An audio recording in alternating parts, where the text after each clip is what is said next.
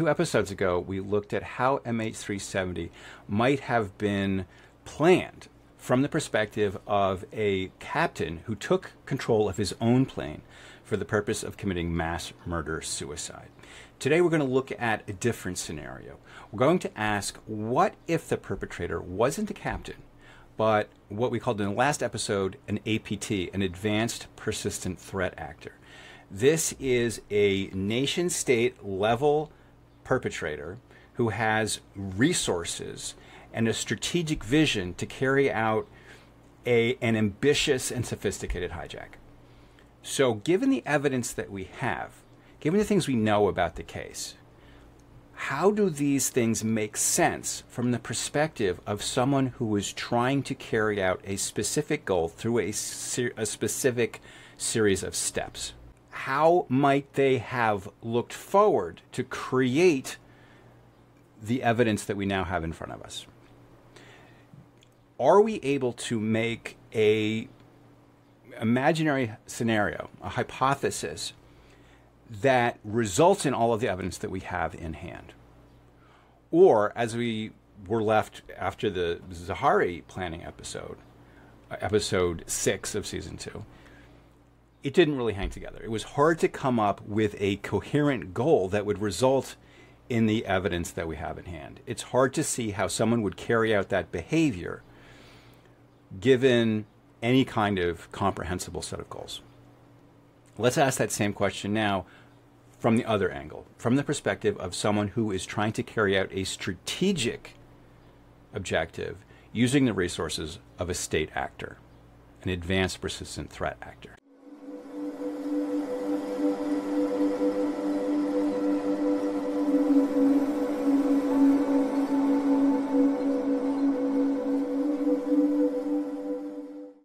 Hi, everybody. It's Jeff Wise back here with you for episode 8 of season 2 of Deep Dive MH370, the season we're calling Finding MH370. Once again, if you appreciate this podcast, please like, subscribe. You can even join. We now have a join button if you'd like to support us financially as well. Of course, we also have the show page at findingmh370.com. You can support us there. You'll get a weekly newsletter, whether or not you pay for it, and whether you make comments on the Substack at findingmh370.com or leave comments here. My goal is to basically try to hear your questions, your comments, your suggestions, your ideas as much as possible. This is not just me sitting in a chair. This is a collective effort. Science is all about people communicating, sharing ideas, listening, and adjusting their ideas. So please tell me what you think. Tell me what I need to know. Share your expertise with me. One of the really amazing things about the podcast, especially this season, is people reaching out and telling me stuff that I did not know and never would have found out on my own. So, again, thank you, and let's get right into it. Let me talk to you about what I want to talk about today. So let's talk about the world that we're living in circa 2014. Russia finds itself isolated. It is fighting for its soul from its perspective. It has committed itself to waging what's called a new generation warfare against the West, against the United States in particular, but really the entire Western alliance, against liberal democracy, essentially. Putin is trying to shore up internal support, trying to shore up his vision of a greater Russian empire. Now, Russia cannot fight through conventional means. It is too poor, it is too weak, it doesn't have the military resources of its adversaries. It does have one important advantage, though. Its adversaries don't know what it's up to. They don't really understand its objectives and its means. Its adversary is a democracy. A democracy is diffuse. It has many voices. It has many desires. And it has this very open, very chaotic information environment where everybody's talking to everybody else all the time. And nobody really has that kind of laser-sharp focus that, say, the Kremlin has, where the Kremlin is able to decide within a very small circle of voices what it wants to do and how it's going to carry it out.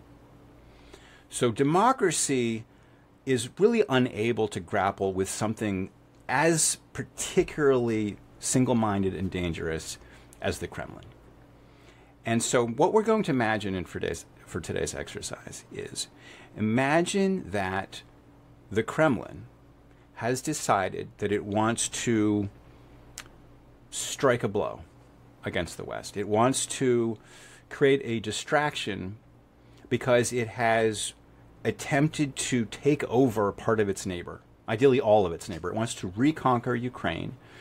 It's not using it yet. It will later in 2022, but for now it is going to try to take it over, essentially using special operations. It's going to use the military intelligence, and it's going to use subterfuge, little green men, and then as the West reacts to this attempt to overtake Ukraine with horror, Russia will then try to create a distraction. This is the scenario we're laying out today. We're imagining that within the Kremlin, there is a team that is trying to create a distraction, and it wants to draw attention of the world's media away from Crimea. Imagine that the ATP, the Advanced Persistent Threat actor here, is always on the prowl. It's always looking for ideas. It's like a magician. It wants to find a kind of chink in the adversary's perceptual armor. It's trying to look for a gap that it can exploit. It can find either an area where the adversary isn't paying attention, where it has misconceptions or misunderstandings, and it can reach into that gap and exploit it and cause a mystery. It can baffle its adversary.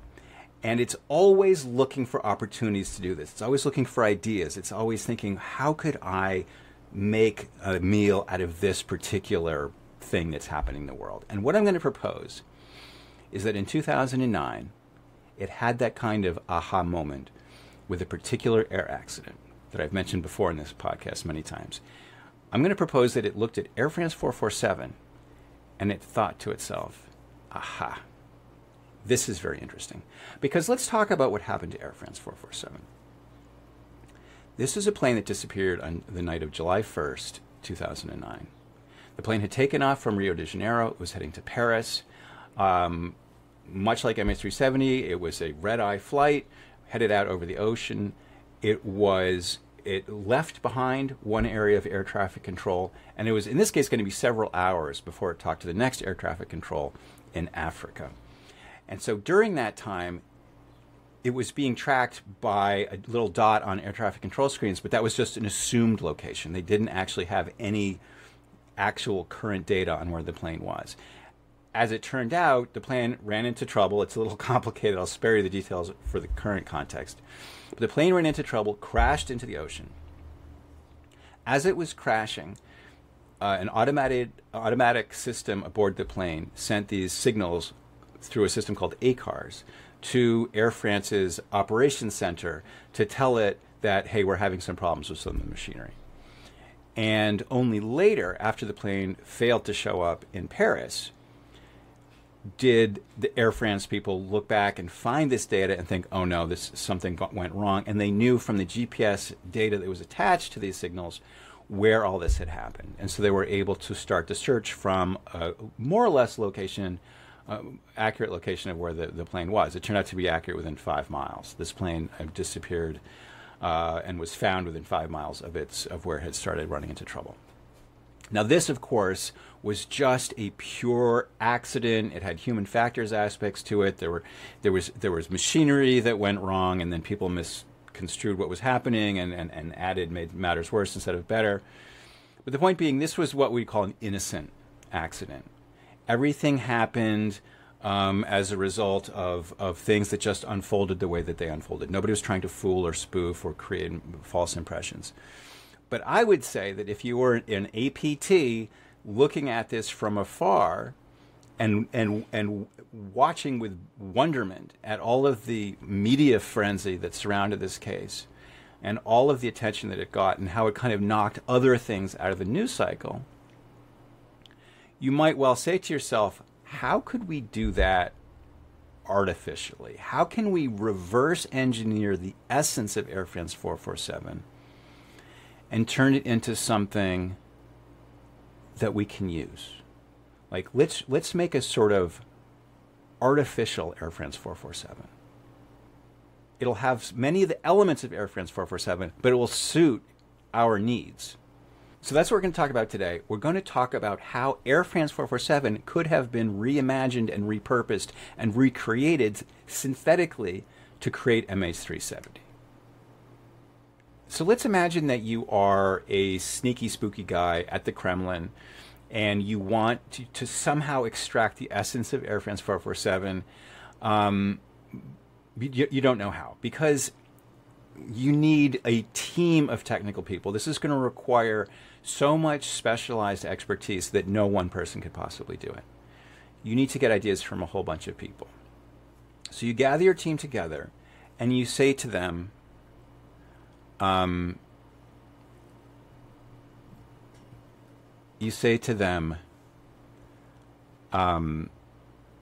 okay, what we want to do, the essence of what we want to do is take a plane that is on a red-eye flight in the middle of the night. Nobody's paying particular attention to it.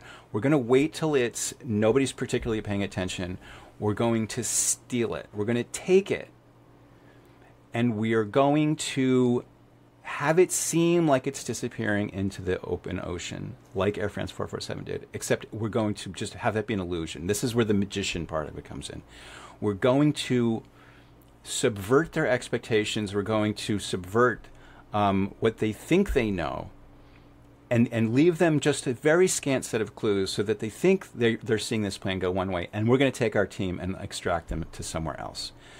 And the world will they'll be completely baffled, and they'll be unable to stop thinking about it. They'll obsess about it. They'll talk about it. It'll be a huge, huge news cycle, and they'll talk about nothing else for a while we can go on and do the stuff that we want to do in Crimea, and nobody's going to give us a hard time. And I think there's another motive too, possibly, which is this is going to be such a crazy, sophisticated magic trick that our counterparts in the CIA, MI6, all of these Western spooks are going to be, if they are smart enough to understand it, and they probably are pretty smart, so they might well figure out what we're doing. They're going to have the fear of God put in them, because they're going to realize what we are capable of, because we can carry something like this out. So, how do we do that? First of all, we need to figure out a way to make something look like it's going somewhere. And it can't be GPS, because GPS is going to tell you exactly where it went. So last episode 7 of season 2, we were talking about how it's possible to lie about where you're located. You can send a lie through GPS and through ADSB, and you can basically say, I'm in location X, Y, and you're actually in location X, A, B. We don't want to do that, though, because if we steal a plane and send it into the ocean, and we send a spoofed GPS location, our adversary is then going to go to that spot and look for it, and it's not going to be there, and the mystery is going to be over really quickly. Actually, something very similar to this happened in the case of MH370, where in April of 2014, the plane, they thought that they had detected the black box pingers at a very specific place in the ocean. And they sent a sub down there to find it, and it wasn't there. And so within a couple of weeks, they realized, oh, okay, this is not what happened. It's not there. So we made a mistake. So we don't want that to happen. We want to give a vague sense of where this plane went. So what can we do that would do that? So they gather all their people together, and they say, we want to send a non-specific signal about where this plane went. And so the team scratches their chins and says to themselves, somebody reaches up, somebody from the satellite communications side raises their hand and says, you know what? There's a thing we've noticed that happens when a communication satellite is running low on fuel. It starts to wobble, and that creates a problem. In certain kinds of satellite data units, you get a wobble in a certain parameter called the burst frequency offset. And this is a problem. This is something that annoys us. This isn't something that we think of as good. But in this context, it actually could serve us. Because if we understand how the Doppler precompensation algorithm works, and we know that this plane is going to be under a satellite that's wobbly, we can screw around. If we have somebody on board the plane and they get into this particular box that does the Doppler precompensation algorithm, they can change that. They can spoof it to send a signal that would make it seem like it was going, say, north when the plane is actually going south, or vice versa. Okay, that is the gist of the idea. We can make the plane seem like it's going into the middle of the ocean when it's really not. Now, how do we do that? We have to make sure that this data that we're spoofing is the only data that the searchers are going to have. So someone is going to have to get on board this plane and turn off everything. When the plane goes dark, when we seize it, so in this sort of in-between space between air traffic control, we have to turn off everything and then turn back this box that's going to send only this one weird signal. Okay, that's a very not many planes are going to be vulnerable to this. Only a very, very small subset of planes is going to be vulnerable to this kind of action. So what else but that's a good start. Let's start from there. Okay, what else can we do? Okay, so we've already said that we're going to get a plane that has a certain kind of satellite data unit, a Honeywell MCS 6000 satellite data unit that does this Doppler precompensation in a way that we can spoof. We need to make sure there's another thing we have to do. We have to make sure that that the subscription to Inmarsat, the company that provides the satellite service, it's the lowest, cheapest kind of service that they have. It's called Classic Aero. And it has to be Classic Aero because Classic Aero is so bargain basement that they don't include GPS metadata attached to the metadata. And if you pay more for your service, you get the kind that attaches GPS data, and it will tell exactly where the plane is. And again, you have this problem. They're going to know exactly where to look. Okay, what else? Well, one of the guys who's been studying cyber-physical raises his hands and says, you know, I've been studying Western aircraft. I've been looking for, we've been thinking about different vulnerabilities in different kinds of Western aircraft, and there's one that really stands out.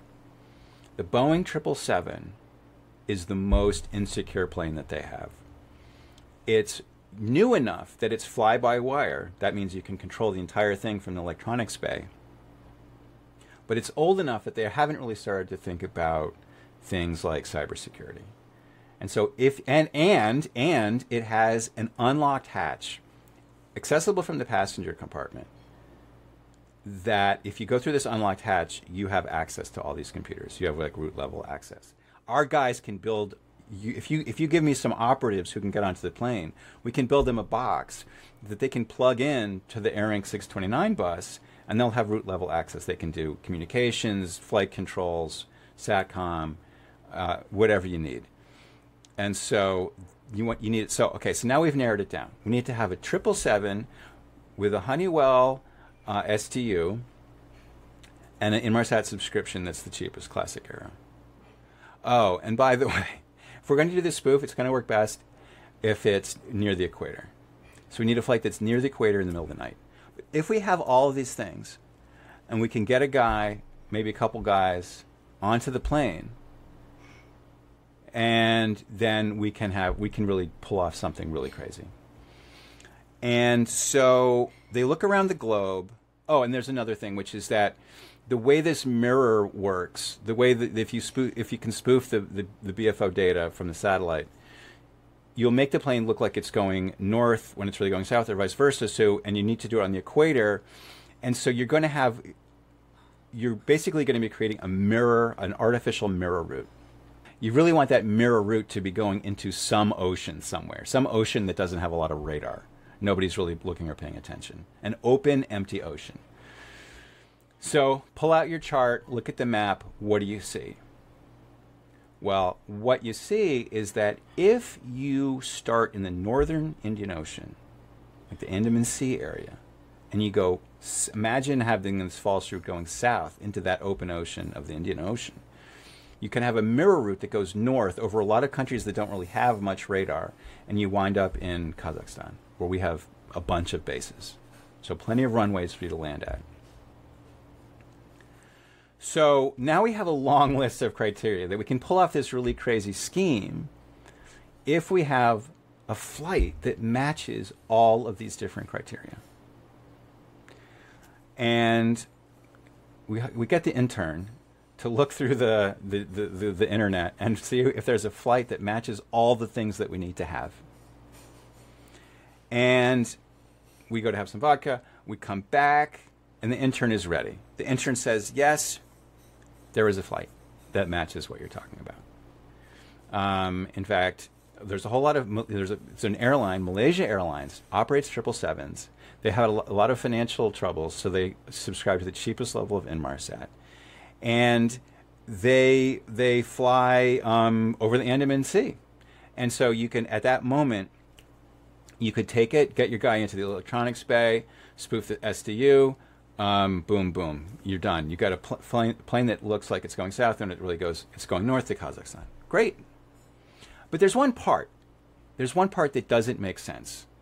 Remember, we started out this exercise by saying we're going to look at the evidence we have and think, how could this be the result of someone making a plan? And in this case, if the plan is to steal a plane and make it go and make it seem to vanish into the ocean when you're really making your team escape to a different location, why would you do the turn back at Agari? How do you explain that? This is the same problem we had with Zaharie when we were trying to imagine how Zaharie would have planned his escapade. Why didn't he just go straight? If he was trying to commit the world's most undetectable mass murder suicide, why would he fly over a Malaysian Air Force station and through all this radar coverage? It doesn't make a lot of sense from a pilot hijack scenario. And at first, it doesn't really make a lot of sense from an APT hijack scenario either.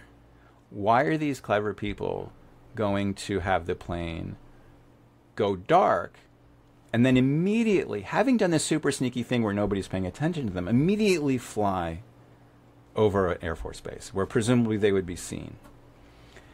And it is a crazy aspect of this case, and I think it is hard to kind of explain. However, this is my proposal. The idea of the turn back at Agari, going dark and doing the 180 at Agari, is that you've left air traffic control. Nobody is looking at you at that moment. There's nobody who can pick up the phone and say, hey, something's going on here, something funny is happening. If you would have to know that nobody was really paying attention to the primary radar at that moment. At least they weren't paying enough attention that they would scramble fighters or just generally sound the alarm and say, hey, everybody, something really weird is happening. Get on the phone, put on your pajamas, take off your pajamas, put on your clothes, go down to the office. We have to deal with this.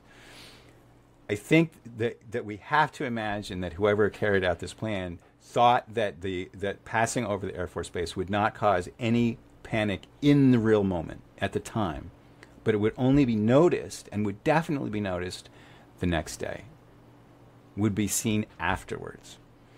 And having been seen would essentially create the narrative. We talked in the last season about how magicians set up tricks. And the magician doesn't just make the rabbit disappear or the ball disappear or the hoop pass over the string or whatever. He doesn't just do the amazing thing. He first has to lead you along a path. He has to set a default narrative. He has to make you think. He has to make you assume something. And so my proposal here is that the turn back at Agari and the flight over Butterworth and up the Malacca Straits in full view of all this primary radar has the specific intention of setting the expectations of the investigators who would follow later. Because what it looks like is, here is somebody taking this plane. This isn't an accident. This isn't a plane where people get incapacitated by smoke and the plane flies off into the South China Sea and runs out of fuel and crashes out of sight of our radar. This is clearly somebody doing something. And the perpetrator that it is implying, necessarily, if you think about it for 2 seconds, is the captain. So I think that I'm proposing that the reason for the turn back at Agari is to set a narrative that will then guide the investigators down the garden path as you're going to lay this trail of breadcrumbs that will subsequently make sense. It will make sense from the perspective of that default narrative that you've established. And so what you do is, having turned off all of the electronics and then flown at the Malacca Straits in full view of the primary radar, you wait until you're out of radar range, then you turn north, and then you turn on the satellite data unit and start creating your false trail of breadcrumbs. While you fly north, your mirror image flies north into the open ocean. And parenthetically, we do know that the plane turned north after it left Malaysian radar coverage, because the act of turning seems to have increased its apparent surface area enough that it created one last blip. And the location of that blip in relation to the first Inmarsat ping tells us that the plane turned to the northwest. I think that was a mistake. I think that was inadvertent on part of the perpetrators, if this scenario was correct. So the two things that we had the hardest time explaining when we were looking at the incident from the perspective of Zaharie planning it were the turnback and the reboot of the SDU. Those are things that, from the perspective of an APT, are actually just an inherent part of the plan. And specifically, the reboot of the SDU is maybe something that the planners would look at and say, we actually wish we didn't have to do this. We wish that there was a more organic way that these signals could be produced, because it is actually the biggest problem with this scenario from the perspective of the perpetrators, is that it's your tell. This is the giveaway. The reboot of the SDU is the giveaway that the pilot didn't do it. Because as we've seen, it's almost impossible to explain how a pilot could reboot the SDU. He wouldn't know how to do it. He wouldn't want to do it. And he would derive no benefit from it. So, and from something I've been saying for a very long time, is that the reboot of the SDU is easy to explain from the perspective of an APT scenario, a spoof scenario, and it's almost impossible to explain from a pilot suicide scenario. The other thing that's really hard to explain from the Zaharie perspective is the bizarre behavior at the end. We've seen how, in order to match the BFO data, if Zaharie took the plane, he would have had to put it into a steep dive, then changed his mind within the span of about 30 seconds, put it into a glide, and then change his mind again and crash it into the ocean to kill himself. It seems like a bizarre sequence of events. Possible, to be sure, but very strange. And kind of a retcon that you sort of tell yourself at the end, after you've searched the seabed and hadn't been able to find the wreckage, that something like weird like this must have happened. That is, I think, a huge flaw from the Zaharie scenario perspective, but it actually makes perfect sense from the spoof scenario, because the BFO data doesn't have that physical meaning anymore. The BFO data is just the hallucination of a box. And so it doesn't tell you really anything about what the plane is doing. It's, for the most part, it's just trying to give you the false impression of a plane going south. The thing at the end is just noise. Okay. So in my scenario, the reason that the plane was stolen was as a distraction for the Western public to get its mind off of Crimea, and maybe also to serve as a kind of a warning, a show to the Western intelligence agencies that they were capable of really sophisticated, really ruthless actions that would not only be incomprehensible to the Western public, but inconceivable. Like, I think that from my own experience of trying to explain this idea to people, people are like literally incapable of understanding this idea. It is outside of their capacity to understand.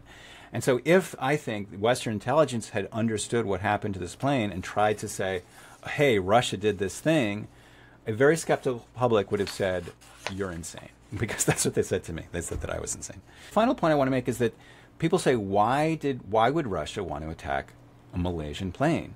And the reason that this particular plane was targeted is that it had this very rare combination of characteristics that would be necessary for this particular hack, namely this desire to reverse engineer Air France 447, could only be carried out with planes that had this particular set of characteristics. There weren't that many. You needed a 777 with an SDU that was built by Honeywell, with the lowest level of Inmarsat service, a starting point near the equator, with a mirror route that lay over an open ocean, and an actual route that led you home over countries that didn't have radar. That's a very narrow set. Oh, and all of this, by the way, both that route home and the route over the ocean had to lie entirely under the coverage area of a single wobbly Inmarsat satellite. So for Captain Zaharie Ahmad Shah and the 200-odd other people on board the plane with him, it was just a case of being in the wrong place at the wrong time. Okay, that's all I have for you today. It was a bit of a strange journey. I hope it made sense. Tell me what you think. Once again, please hit like, subscribe. If you give comments, that actually is good for the algorithm. It helps the algorithm tell other people that this conversation is happening here. And again, let me just draw a line under this. I now have this thing called join. You can join and get a little sticker. It's not much, but it does show me that you appreciate the podcast and want to help out. It is very much appreciated. So that's all I have for you today. So I will say my usual thing, which is don't ever stop looking and don't stop asking hard questions. So long. See you next time.